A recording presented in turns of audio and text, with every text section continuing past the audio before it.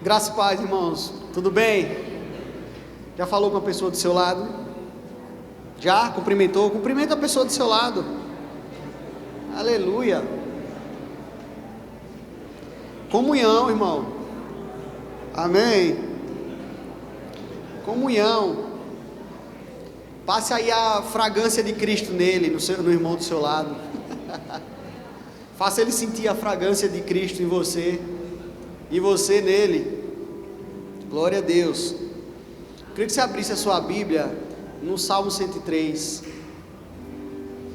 Eu quero falar sobre gratidão hoje, amém? Amém. Há segurança na gratidão. Você crê nisso? Amém. Esses dias eu estava conversando com Carol, estava levando ela para o trabalho, acho que foi depois da pausa do almoço dela. Eu estava levando ela para o trabalho, compartilhando com ela umas coisas que eu estava vendo de madrugada. E dizendo a ela algo que Deus me ensinou por esses dias. Eu entendi, não com a mente, irmãos. Quando eu digo Deus me ensinou, às vezes a nossa mente até sabe do conceito, do princípio, mas o nosso espírito ainda não recebeu a revelação. Quem entende o que eu estou dizendo? Às vezes a mente sabe, mas o espírito não entendeu, não absorveu aquela verdade. E por esses dias eu absorvi uma verdade da parte de Deus sobre gratidão.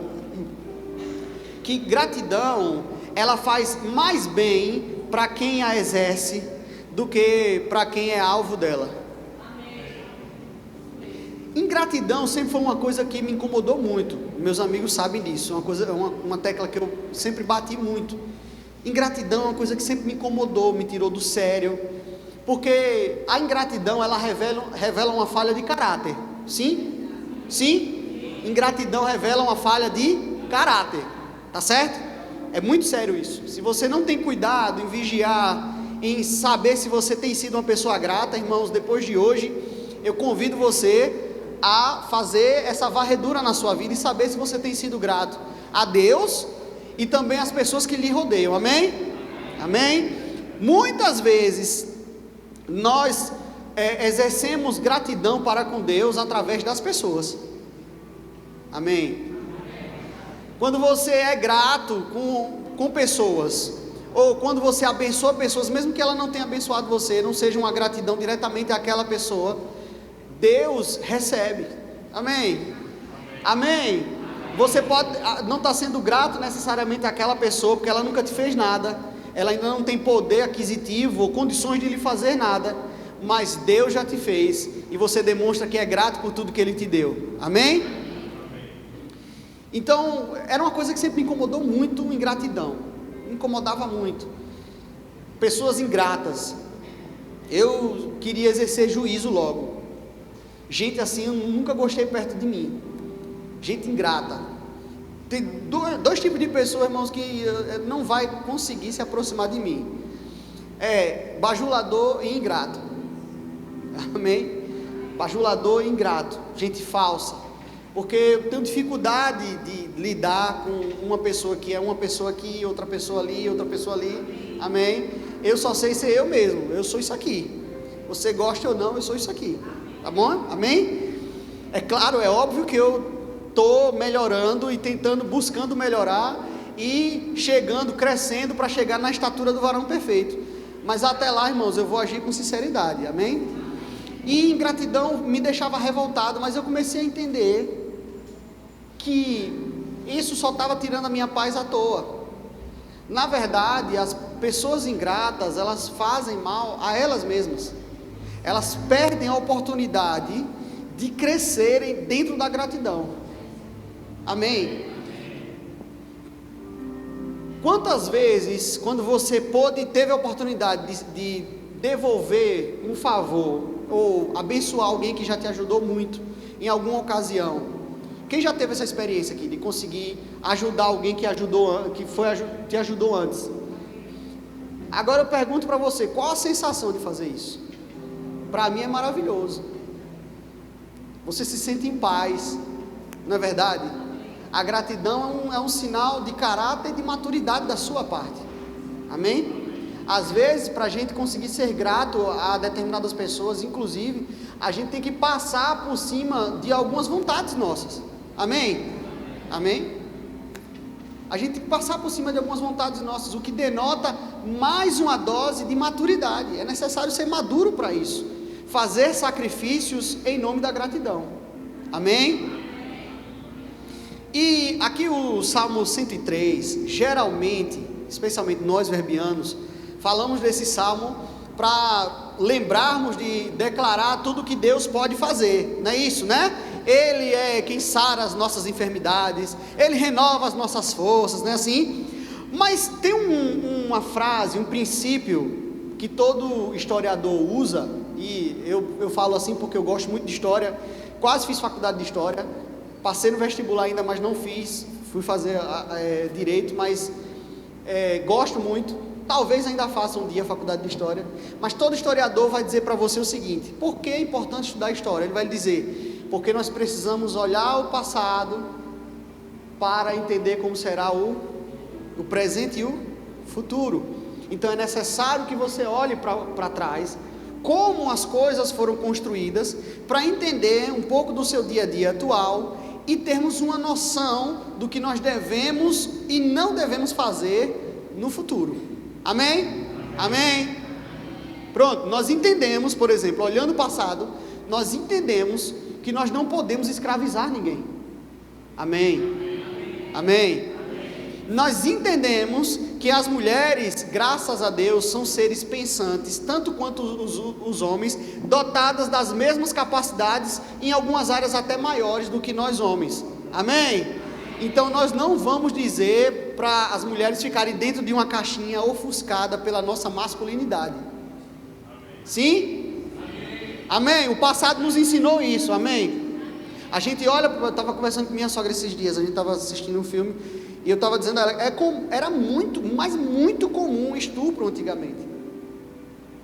No passado, é só você fazer uma pesquisa aí, no arquivo judicial, era muito comum estupro, era uma coisa, e ficava por isso mesmo.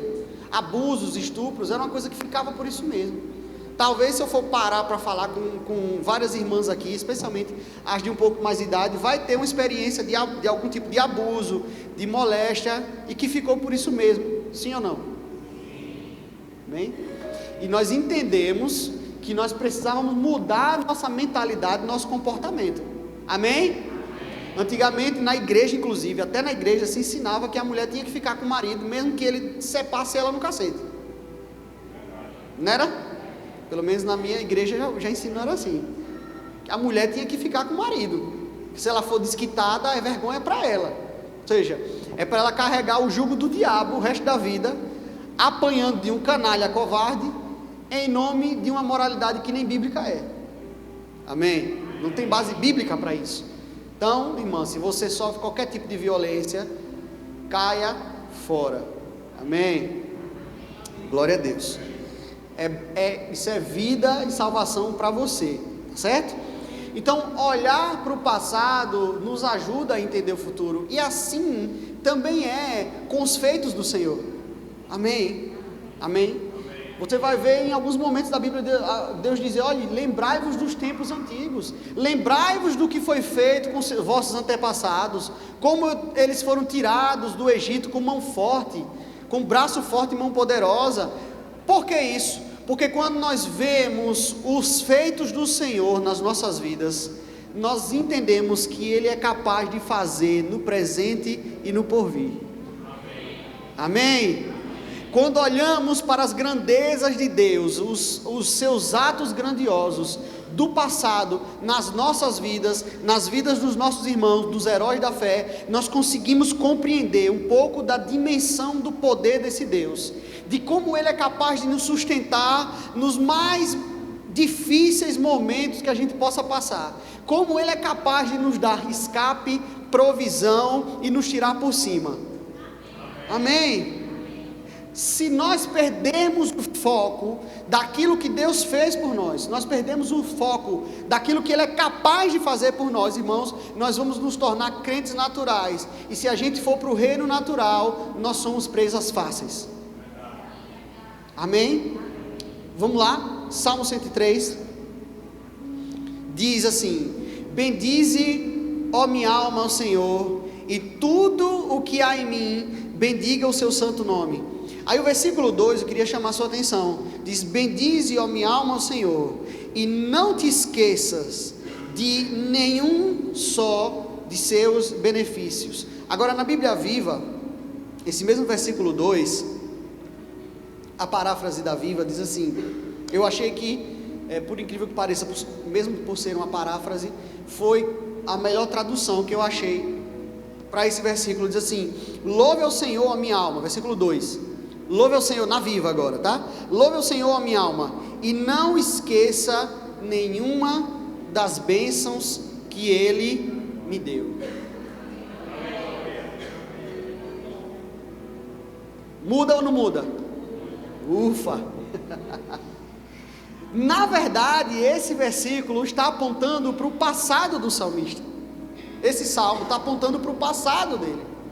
Ele disse: não se esqueça de nenhuma bênção que Ele me deu. A minha alma, ele está falando para dentro de si, para a sua própria alma, para a sua mente. Olhe, bendiga o Senhor com toda a sua força. E para isso, o que é que você precisa fazer? Não se esqueça de nada do que Ele já te deu. Uau! Quando eu lembro, irmão, do que Ele já fez por mim, eu posso pensar que o amanhã vai ser melhor. Ele não me trouxe até aqui para me fazer morrer no meio do caminho. Ele não te trouxe até aqui para fazer você definhar a partir de então. Ele não trouxe você até aqui, Ele não te deu tudo que Ele te deu, fartou você de bens, para nesse momento abater você, derrubar você, tirar algo de você. Ele é Deus zeloso, irmãos. Se Ele fez, é porque Ele está pronto para fazer de novo. Aleluia! Ele fez e Ele vai fazer mais. Aleluia!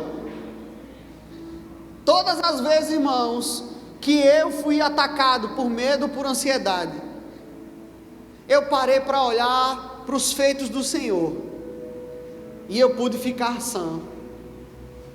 Porque quando eu vejo os feitos dele até hoje, eu entendo que Ele tem uma obra muito grande na minha vida, um zelo muito grande por mim, e que custa muito a Ele a minha vida. Eu fui comprado por bom preço, você foi comprado por bom preço. Traga à sua memória tudo o que o Senhor já te deu.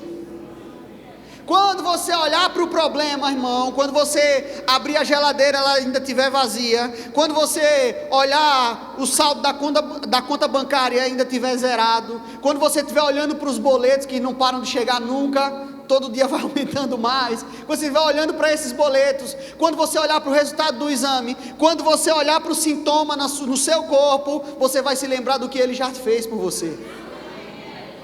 Peraí, o que o Senhor já me deu? Quantas vezes Ele já me curou? Quantas vezes Ele já fez algo por mim? Quantas vezes eu achei que não ia conseguir, eu achei que não ia ter forças, mas o Senhor pegou junto comigo e eu alcancei. Irmãos, eu estava me lembrando por esses dias, já houve um tempo na minha vida em que eu me achava incapaz de conseguir dirigir. Eu achava que nunca ia tirar uma carteira de motorista. Eu pensava em ter uma moto como se fosse uma coisa muito distante. Isso faz alguns anos. Eu namorava com Carol. A minha alma não acreditava em mim. Deixa eu compartilhar com você. A minha alma às vezes duvida de mim. A sua alma vai duvidar de você. Você vai se entristecer por algo que você ouve, por algo que você vê, ou por algo que você não vê, não ouve, não sente. Mas nós não andamos por vista, irmãos, nós andamos por fé. Aleluia! E a fé é a certeza, a fé é a convicção de fatos, a fé consegue olhar para o que o Senhor deu ontem e dizer: Ele vai prover amanhã.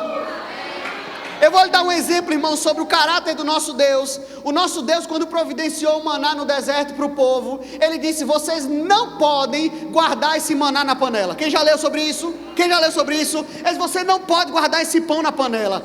Pense comigo, irmão, você está no deserto,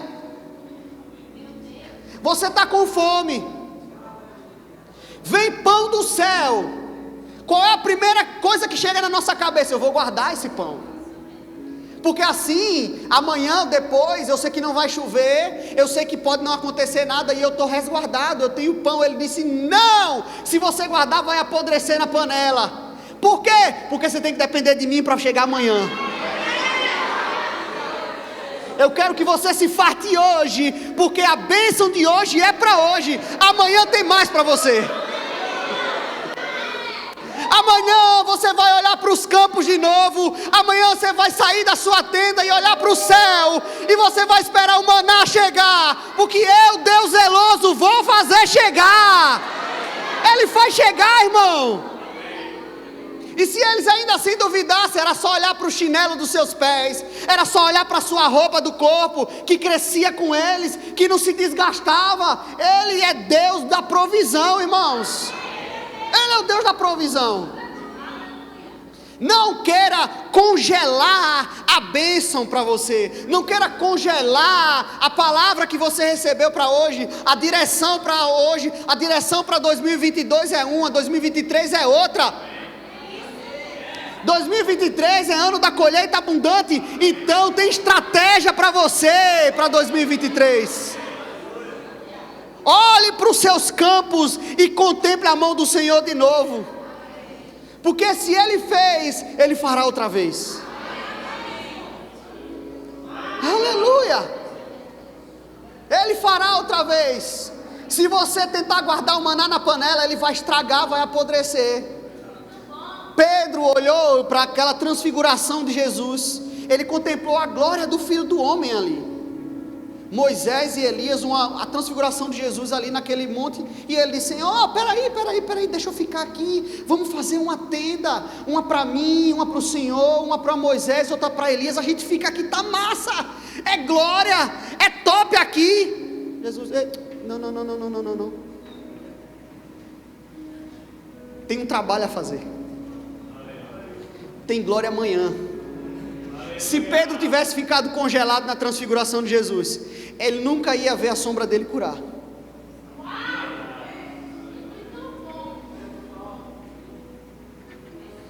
Se ele ficasse estacionado naquilo que Deus fez, só naquele momento, e esquecesse, ele ia parar de olhar para frente.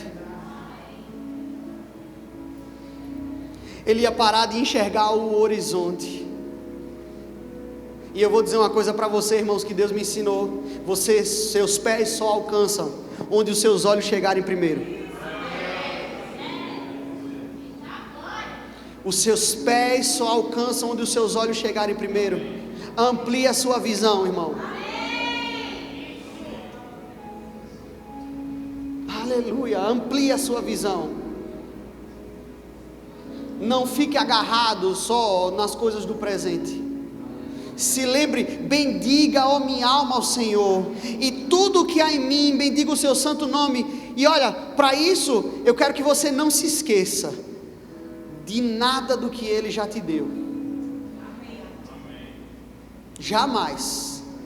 Irmão, se você pegar 1 Tessalonicenses capítulo 5, abre aí por favor, 1 Tessalonicenses capítulo 5.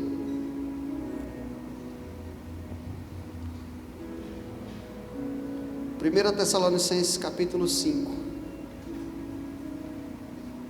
versículo 16, aliás. O apóstolo Paulo está vindo aí no capítulo 5, dando instruções para a igreja, para o proceder cristão. E todas as vezes que a Bíblia falar sobre render graças a Deus, você vai perceber no Novo Testamento, isso está envolvido em instruções de vida. Por exemplo, vai estar num contexto de outras coisas. Por exemplo, esse agora que nós vamos ler, orai sem cessar, regozijai-vos sempre. Aí ele vai e fala, dar graças. Amém? Você está entendendo? Lá em Hebreus, depois se você quiser anotar, para a gente não precisar abrir, Hebreus capítulo 13, versículo 15, o apóstolo Paulo vai dizer que nós devemos sempre, em nome do Senhor Jesus Cristo, render graças a Deus, sempre render graças a Ele. Aí ele vai começar dando instruções, versículo 17, inclusive ele fala sobre nós honrarmos nossos líderes, ou seja, Render graças é um mandamento de procedimento cristão. É algo inerente à identidade cristã, de como nós vamos ser reconhecidos, de como nós devemos andar. Amém? Ser grato ao Senhor, está sempre rendendo graças a Ele. E Hebreus, os escritores hebreus dizem assim, que é o perfeito louvor dos nossos lábios que confessam o nome. Ou seja, é o fruto dos nossos lábios, é aquilo que nós devemos falar. Na nossa boca não deve se achar murmuração, mas sempre um louvor de gratidão. Sempre uma palavra de gratidão ao Senhor. Amém.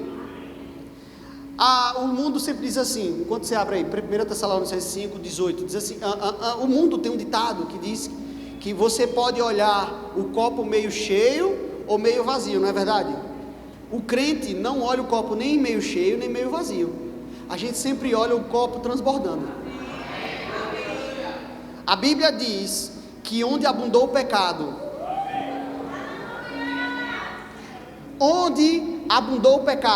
superabundou a graça. Você não está satisfeito com esse versículo? Tudo bem. Jesus disse que aquele que desse ia receber medida recalcada, sacudida e o quê?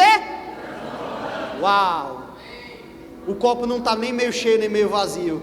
Para mim ele está sempre transbordando.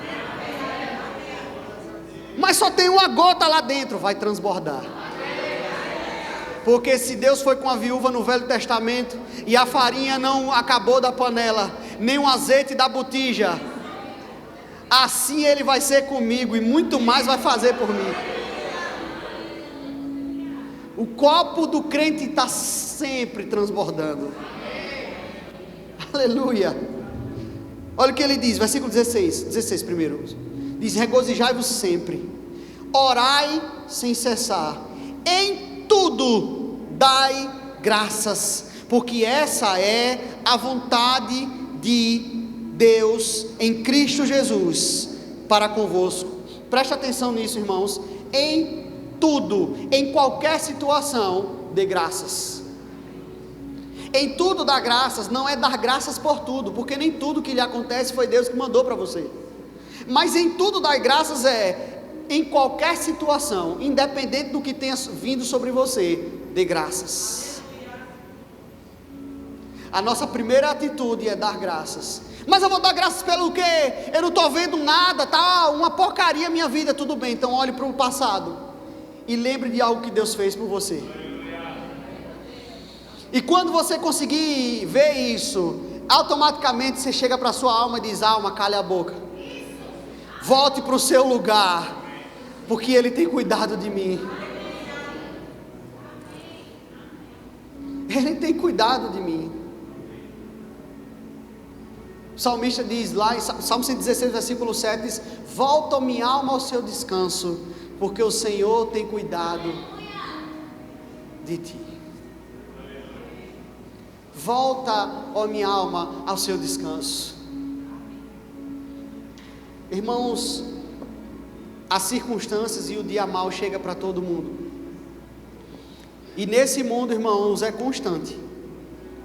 A gente vive de fé em fé, de maneira frenética, irmãos. De glória em glória, de maneira frenética. Porque é assim, você vence o desafio de dezembro, aí chega o de janeiro.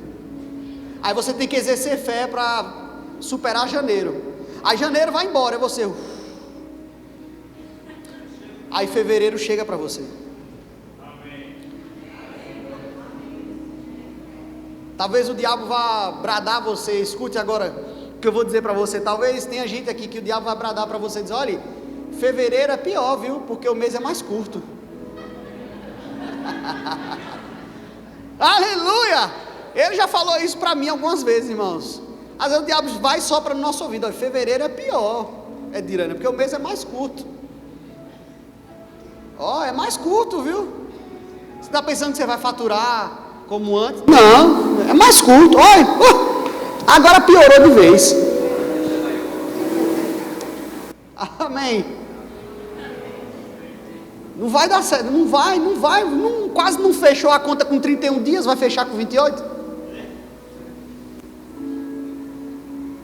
O diabo, ele vai tentar colocar circunstâncias na sua visão, irmãos, diante dos seus olhos. vai bradar para que a sua alma fique recolhida, reprimida, triste, para que você fique como um gatinho assustado. Amém. Aí Paulo diz: olhe, em tudo dai graças. Ou seja, quando você achar que não vai dar, quando parecer que não vai dar, quando disserem que não vai dar, quando você tiver quase certeza que não vai dar, que quando você não tiver mais nada para fazer, quando as possibilidades estiverem se esgotando, ou se esgotado por completo, quando você nem enxerga mais a luz no fim do túnel, você ainda sobrou algo para você fazer. Dê graças.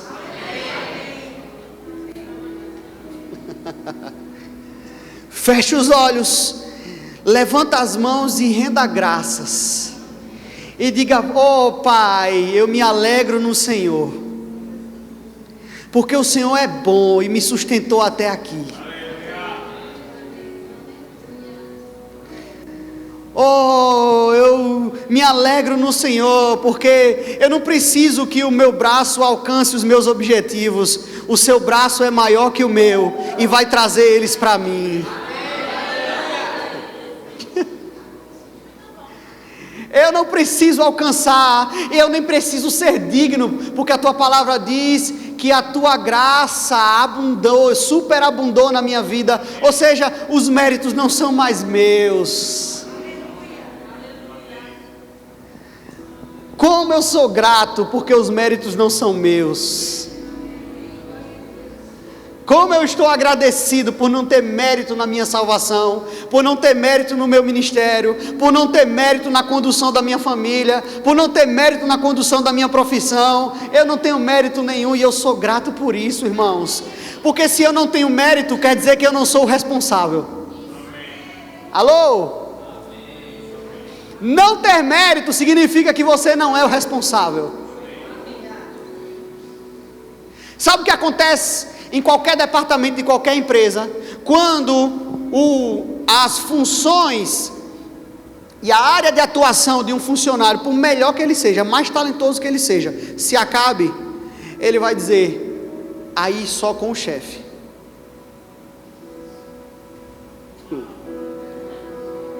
Aí o apóstolo Pedro parafraseou isso. Ele disse: lançando sobre ele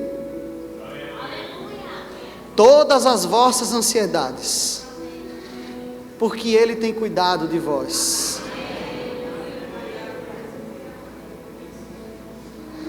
Ou seja, agora só com o chefe, com o responsável, com o encarregado, com o dono, com aquele que me chamou. Em tudo dai graças. Eu acho que eu vou encerrar agora com Abacuque. Eu quero ler Abacuque com você de um jeito diferente, tá certo? Amém? Vai umas viagens minhas com Deus. Vou lhe convidar para viajar comigo agora.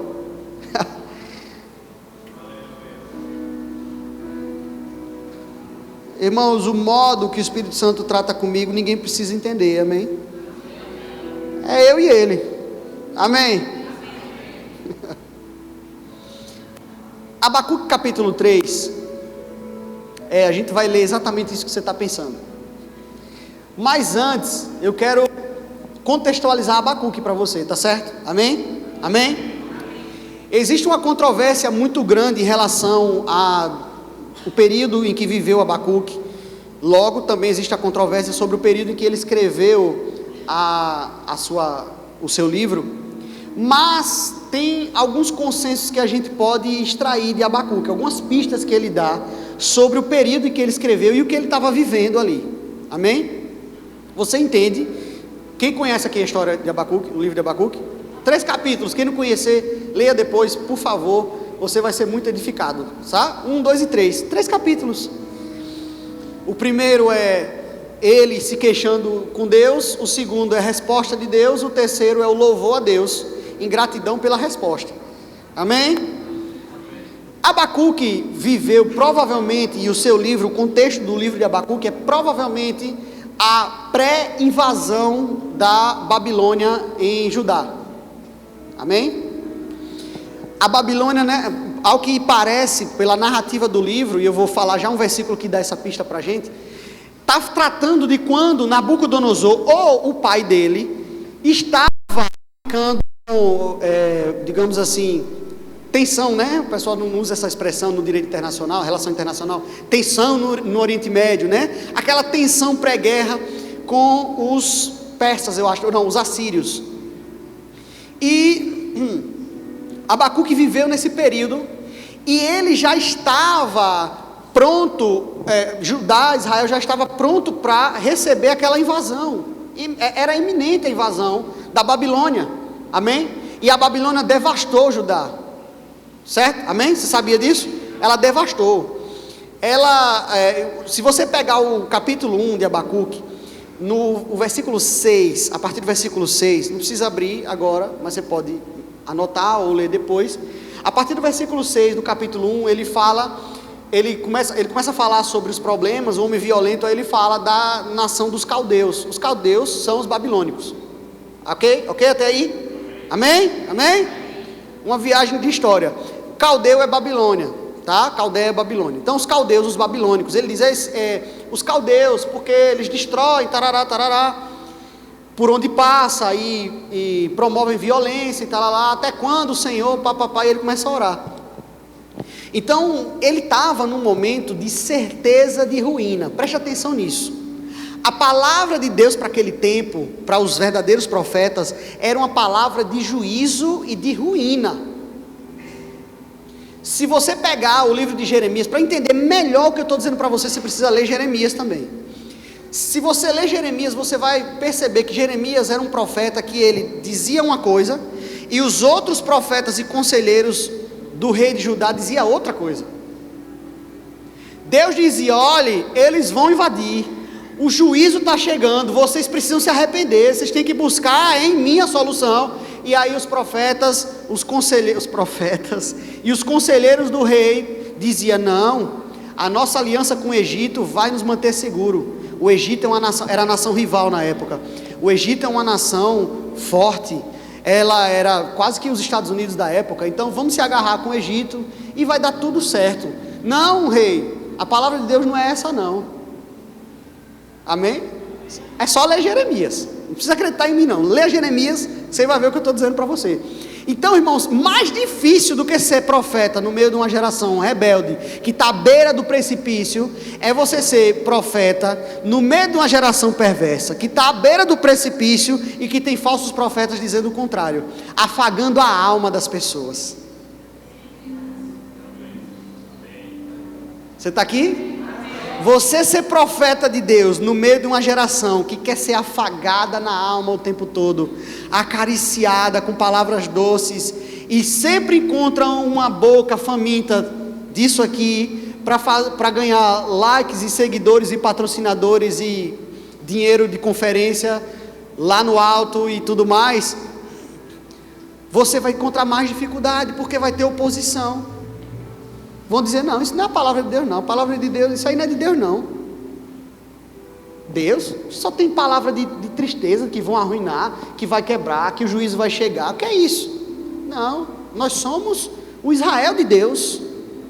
Judá, não, estamos protegidos. Então Abacuque estava nesse meio também inserido. E Abacuque era...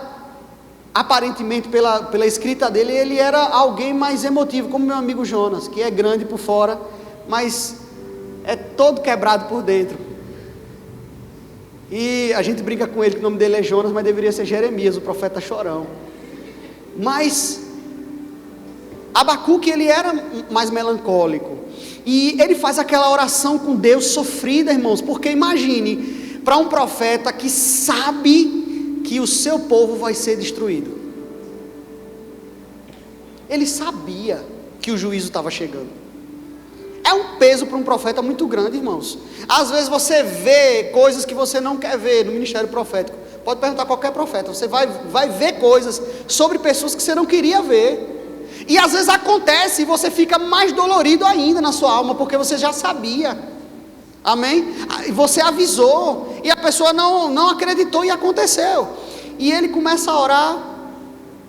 Deus fala com ele, diz: não, o meu justo viverá da fé, Abacuque. E Abacuque recebe aquela palavra da parte de Deus, e ele escreve o capítulo 3. O capítulo 3, na verdade, é uma canção. Amém? Se você observar o versículo 1, diz: oração do profeta Abacuque sob a forma de canto. Amém? No original tem inclusive os instrumentos que era para usar naquela música. E tem uma coisa que os músicos agora vão saber do que se trata: ele colocou as pausas para ritmar a canção. Não era ainda a partitura convencional, mas era um tipo de partitura que eles usavam, e ele colocava uma expressão lá que significava uma pausa. Então é uma canção, na verdade, o capítulo 3. E lá no final, agora vamos para lá, lá no versículo 17, ele conclui dizendo o seguinte, preste atenção: ainda que a figueira não floresça, nem haja fruto na vide, o produto da oliveira minta, e os campos não produzam mantimento. Preste atenção, ele está falando de uma sociedade agrícola. Às vezes a gente fala essas coisas, canta essas coisas, e não tem noção do que ele está falando. Ele está falando o seguinte: tudo o que sustenta a sociedade de Abacuque, o que faz a economia existir ali naquele meio, no povo dele, no tempo dele, todo o negócio do povo, ele está dizendo: se não der mais nada, acabar tudo. Se acabar tudo, irmão, todo mundo vai morrer de fome. Para você ter uma noção, depois se você quiser pesquisar, na época da União Soviética, a Ucrânia teve passou uma época de fome, que milhões de pessoas morreram de fome. Não precisou de câmara, nem de campo de concentração, não. Morreram de fome. Por quê? Porque o Estado ia lá, a União Soviética na época, ia lá, pegava os grãos dos fazendeiros todos, a colheita toda, tudo, absolutamente tudo. Não sou eu que estou dizendo, é só pesquisar um pouquinho, você vai ver essa história. Gente magra, corpos amontoados, só o couro e o osso, uma coisa horrorosa. Tem vários documentários sobre isso, de como funcionava isso na União Soviética. Eles tomavam. Pare para pensar, Abacuque está falando mais ou menos a mesma coisa. Ele está dizendo: olha, se a figueira não florescer, se não tiver fruto na vide, ou seja, não vai ter uva, não vai ter vinho, o produto da oliveira minta, e os campos não produzam mantimento, não produza nada. Aí ele está dizendo assim: olha, veja, na agricultura não vai ser nada, no campo não vai dar nada. Aí alguém poderia dizer: mas tem os animais, a gente come carne. Aí o que ele diz? E as ovelhas sejam arrebatadas do aprisco, e nos currais não haja gado. Não tem carne, não tem grão, não tem vinho. Escute, não tem nada. Ele está falando da verdadeira terra arrasada aqui. Não tem nada, não sobrou nada. Nada para a economia da época, nada. E ele diz: todavia, eu me alegro no Senhor. Preste atenção. Mas em meio ao caos, quando não sobrar mais nada para mim, eu vou me alegrar. Mas você vai se alegrar igual um doido? Eu vou me alegrar no meu Senhor. Aí ele diz: mas por que no Senhor? Preste atenção, porque depois da vírgula ele diz: me alegro no Senhor, exulto. Ou seja, não é só alegria, é você dar brados, saltos, cânticos, é gritar igual doido. Exulto no Deus de quê? Da minha salvação. Peraí. Ele disse que está tudo arrasado, não sobrou mais nada, mas mesmo assim tem uma salvação para ele. Ele está pensando no escape. Preste atenção, não é de graça, não é do nada, não é, como diz a Bíblia, não é debalde, não é por nada que ele vai se alegrar. Ele vai se alegrar no Deus da salvação. Ele está dizendo: eu sei de onde vai vir o escape para mim. Não importa se acabou aqui, não importa se o dinheiro acabou, se secou a conta bancária, se as possibilidades médicas se esgotaram, eu vou me alegrar em quem pode me dar a salvação. É nele que eu vou exultar.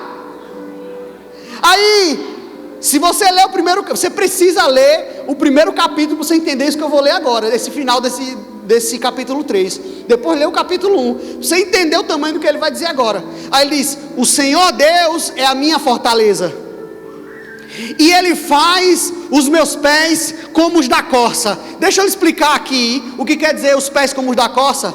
A corça era basicamente, vou trazer para você como Papaléguas. Quem já assistiu o desenho do Papaléguas? A corça é conhecida por conseguir escapar das presas.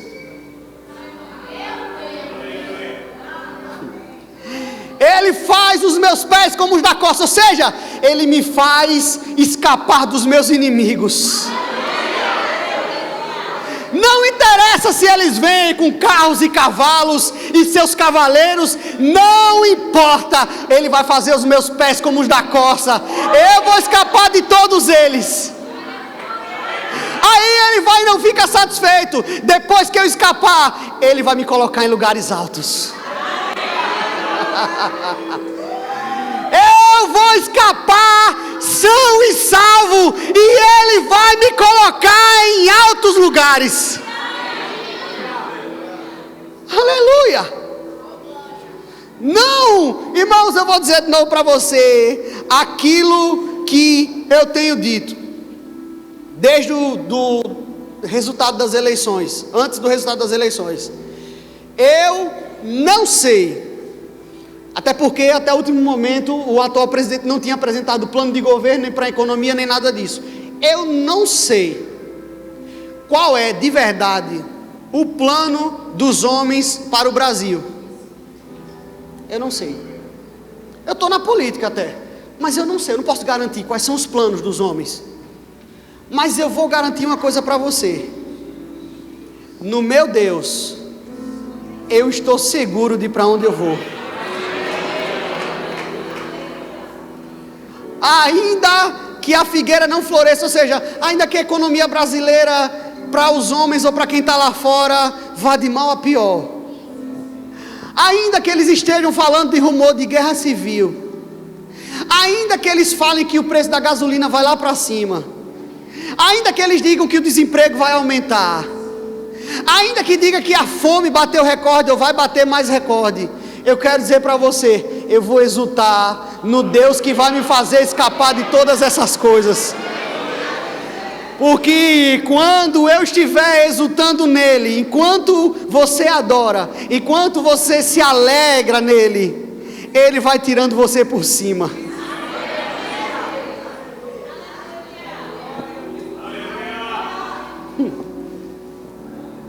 Aleluia.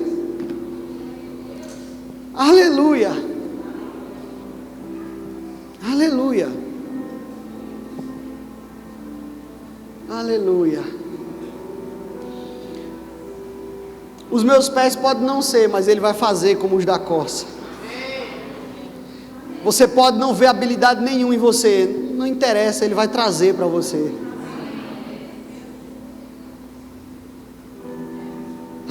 Ele vai trazer, irmão.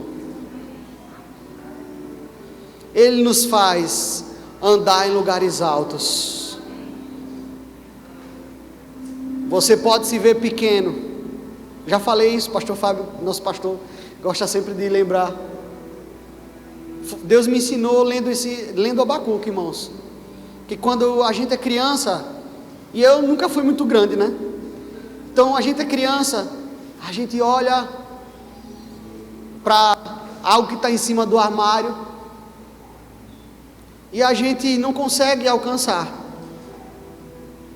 mas o nosso Pai coloca a gente sobre os seus ombros e nos faz alcançar tudo. Ana Luísa às vezes está lá em casa, aí tem alguma coisa que está em cima do sofá, em cima da cadeira, ou às vezes eu estou lá no computador e ela quer ver o que eu estou vendo no computador. Aí ela olha para mim e ela faz: papai, ela diz: papai, eu quero subir. eu pego ela no braço e faço ela alcançar. Ora, se vós que sois maus sabem dar boas dádivas aos vossos filhos, quanto mais o vosso Pai que está nos céus. Eu quero dizer para você, essa fala de Jesus não tem nada a ver com você, tem a ver com o caráter do seu Deus. Ele disse, quanto mais o vosso Pai que está nos céus. Ele não vai saber dar boas dádivas aos seus filhos, irmãos. Ele é Deus bondoso, bom pagador, galardoador. E em outra oportunidade Jesus diz, você não vale mais do que 2 codornas? Você não vale mais que os perdizes? Você não vale mais do que os lírios dos campos? Eles estão providos de tudo. Eles estão cuidados de tudo. Os pássaros nem plantam nem colhem, mas todo dia tem mantimento para eles. Todo dia tem mantimento para eles. Eu quero dizer para você uma coisa: todo dia tem maná de Deus para você. E quando você estiver apertado, você não vai achar esse maná na televisão, nas notícias, murmurando, reclamando, se lamentando. Mas se você se chegar aqui, essa palavra vai ter resposta para você, vai ter respaldo para você, vai ter direção fresca para você. A direção é sempre essa, irmãos: se alegre, alegre-se, exulte no Deus da sua salvação. Não é exultar em qualquer um não, irmãos. Não é se alegrar por se alegrar não, é no Deus da minha salvação. Poderia traduzir assim: no Deus que me dará a salvação. É isso que o profeta está dizendo. Eu exulto no Deus que me dará a salvação. Porque fui moço, hoje sou velho, mas nunca vi um justo desamparado, nem a sua descendência mendigar o pão. Ele nunca, jamais vai te deixar.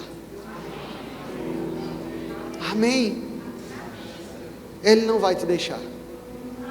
Ele não nos deixará. Nos seus piores momentos, Ele não te deixou. Ele não vai te deixar agora.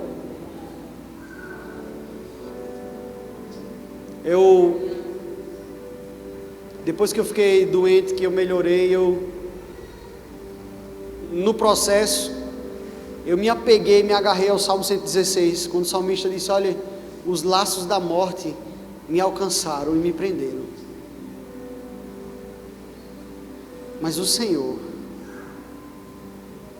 me alcançou. Ele disse: e o que eu daria ao Senhor por todos os benefícios que me tem feito? Eu já sei o que eu faria ao Senhor.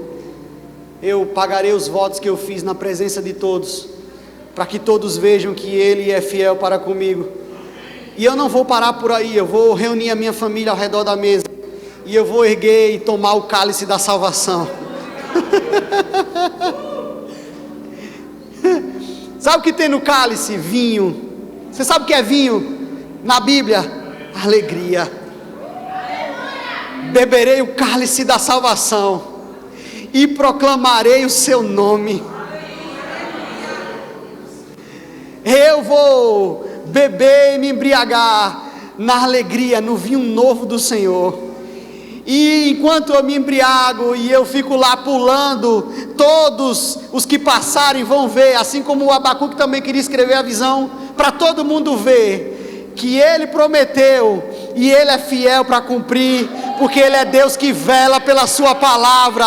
Ele não cochila e nem dorme, Ele vela pela sua palavra. Vou beber do cálice da salvação, eu vou beber da alegria do Senhor. Não vos embriagueis com vinho. Paulo também fala de propósito, irmão, acorde para a vida, amém?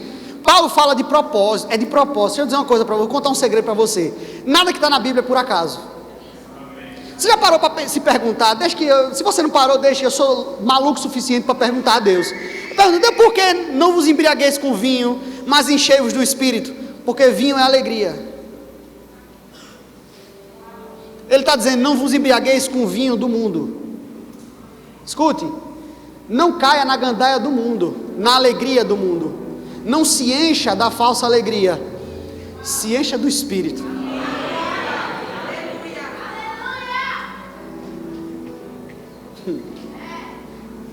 Uou! Eu faço essas perguntas com Deus, irmãos. Eu faço porque eu sei que Ele me responde. Não vos embriagueis com vinho. Não se encha dessa alegria. Se encha do Espírito. Pague de doido no Espírito.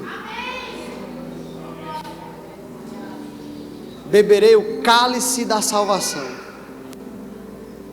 E proclamarei o seu nome. Está aí a receita, irmão. Seja grato ao Senhor.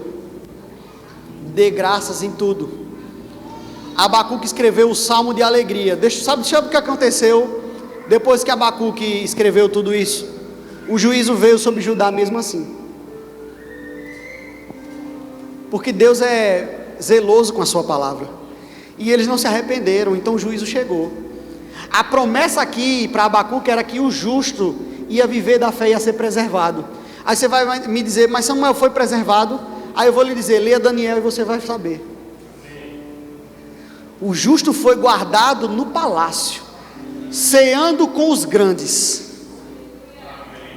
Porque o justo viverá da fé. Está escrito que ele no dia da angústia não será envergonhado. Até tentaram e fizeram Daniel passar uma noite na cova dos leões, mas depois ele levantou e foi cear com o rei. Porque ele vela para cumprir a sua palavra. O juízo pode até chegar lá. Eu não. Eu estou guardado em Deus. Não deixe as más notícias corromperem você, irmão. As suas palavras, a sua mentalidade. Para com isso, esquece.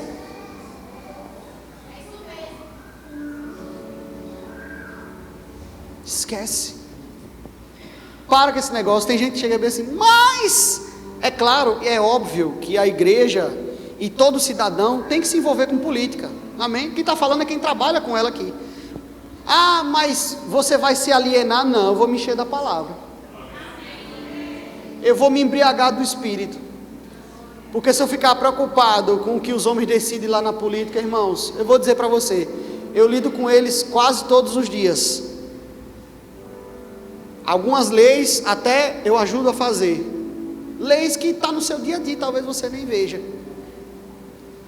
E eu vejo lá aqueles homens, alguns cheios de si, outros não, achando que tem todo o poder para decidir o nosso futuro, a nossa vida. E eu todos os dias acompanhando ali, todos os dias que eu vou naquelas sessões, e eu vendo eles votando, discutindo, debatendo, e eu pensando, Senhor, o Senhor reina. O verdadeiro governador do universo não se levanta do trono preocupado com nada. Os homens podem fazer seus planos como for, a última palavra sempre é do Senhor. Amém? Por isso, irmãos, se alegre. Todavia eu me alegrarei. Se alegre, agradeça, seja grato. A ansiedade quer te fazer sofrer hoje, não tem problema. Agradeça. Olha o que Ele já fez para você. Não se esqueça de nenhum só benefício que Ele já te deu. E você vai saber como vai ser o seu futuro. Amém? Glória a Deus. Eu posso orar por você?